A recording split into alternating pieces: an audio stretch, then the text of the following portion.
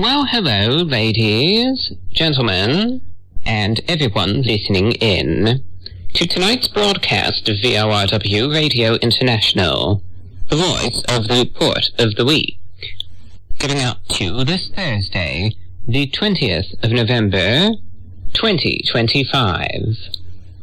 This program is transmitted to you on the international shortwave frequency of 9705 kilohertz, with 300 kilowatts of power from Taiwan for listeners in East Asia. Thank you so much for tuning in, dear listener. Hope everyone out there tuned in right now is feeling and doing all right, and I wish you good reception conditions. Before we get into the program itself, there are two brief points that I would like to establish first. On a technical note, I received some good news, finally, from radio station KNLS, which is over in Alaska, in the United States. This has been a little bit of a saga of sorts. I mentioned this in the first broadcast, that there were some interference issues with them. As it turned out, there really wasn't as much interference as was feared, but either way it was something that was still trying to be worked out.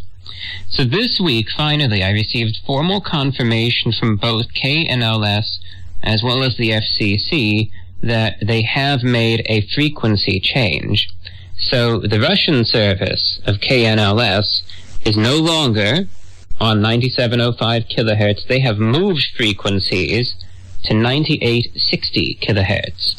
So what that means is that this frequency, 9705 kilohertz, should now be 100% clear when my broadcast is on the air. Now, like I said, for listeners across much of Asia, that was never a problem to begin with, but for any listeners out there in the Russian Far East, or in listeners in some of the more fringe areas, like I know there were some listeners down in Perth, Australia, that were reporting hearing some of the Russian broadcast instead, that should free things up in that regard, and the reception should be much, much better for everyone. So this was something that we've been working